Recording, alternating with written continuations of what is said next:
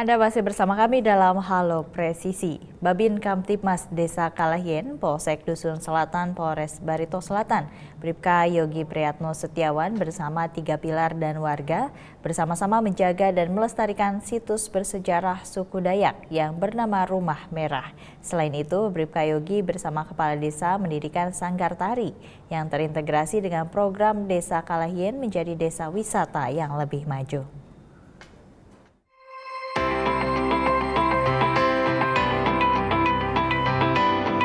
Desa Kalahien merupakan desa wisata yang terletak di Kecamatan Dusun Selatan, Kabupaten Barito Selatan, Kalimantan Tengah.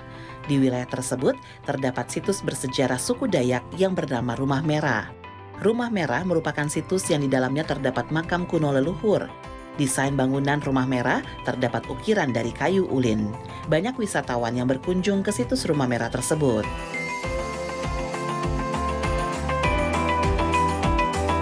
Selain itu, warga yang mempunyai keluarga leluhur sering mengadakan ritual untuk mengenang kematian dan jasa para leluhurnya. Ritual tersebut salah satunya mengarak tengkorak leluhur yang tadinya berada di Rumah Merah mengelilingi kampung.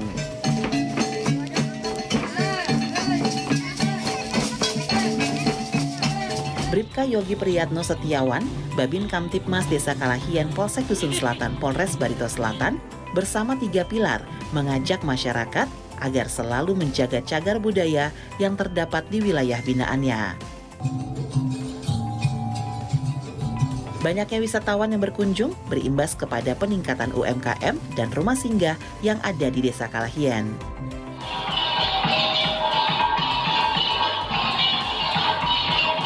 Untuk mendukung Desa Kalahien menjadi desa wisata budaya, Bribka Yogi Priyatno Setiawan bersama Kepala Desa Kalahien dan Babinsa juga mendirikan sanggar tari.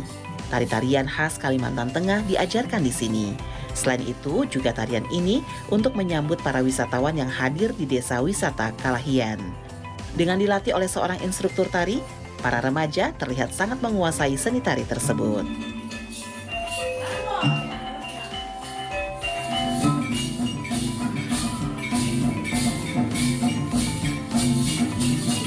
Di antara tarian khas Kalimantan Tengah yang ditampilkan adalah tarian dadas, tarian bawo, tarian giring-giring, serta tarian baladewa. Diharapkan dengan adanya aktivitas para remaja belajar menari akan terintegrasi dengan program Desa Kalahien menjadi desa wisata yang lebih maju.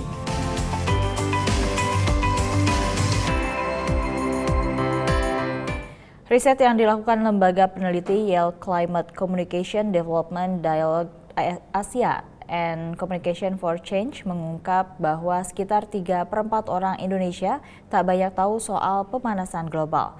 Mengapa angkanya begitu tinggi dan apa yang perlu dilakukan? Simak laporan VOA berikut ini.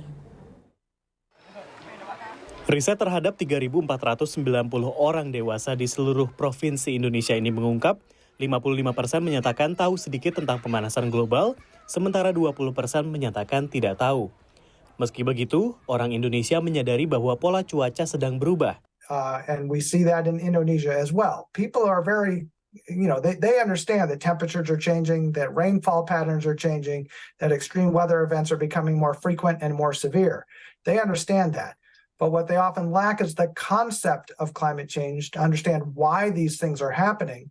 Riset ini juga mengungkap bahwa 73% orang Indonesia sangat khawatir mengenai pemanasan global. Sementara itu, riset lain dari YCCC mengungkap bahwa Indonesia yang masuk ke dalam 15 besar negara penghasil emisi terbesar di dunia ternyata memiliki posisi bontot dalam jumlah warga yang menganggap perubahan iklim sebagai ancaman serius, yakni hanya 27%. Angka ini sekitar setengah dari rata-rata yang berada di Turki, India, dan Brazil, yang masing-masing sekitar 50% dan menempati posisi 5 besar dunia. Sementara Amerika Serikat yang masuk ke 5 terbawah memiliki 34% warga yang menganggap perubahan iklim sebagai isu mendesak.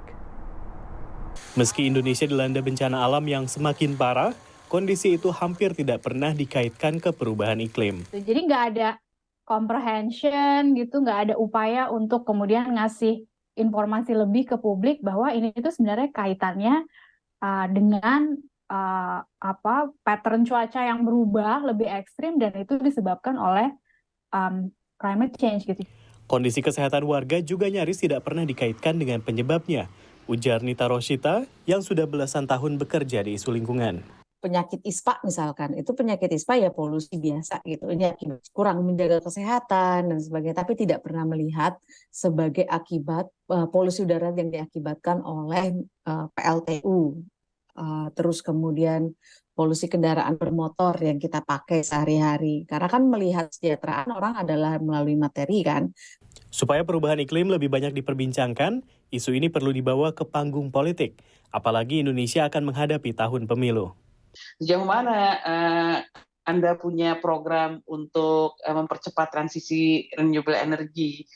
Ya, kalau misalnya ekonomi kita sangat tergantung dari batu bara, kamu punya jalan keluarnya nggak? Riset YCCC juga mengungkap bahwa 90% orang Indonesia percaya mereka punya tanggung jawab untuk mengurangi kerusakan lingkungan demi generasi mendatang. Dari Arlington, Virginia, Riut Wasikal dan tim VOA. Informasi tadi sekaligus menutup jumpa kita di Halo Presisi hari ini. Saksikan terus tayangan Polri TV melalui website tvradio.polri.co.id dan YouTube TV Radio Polri, serta channel siaran digital terestrial 34 UHF. Saya Ratu Dianti, terima kasih atas perhatian Anda dan salam presisi.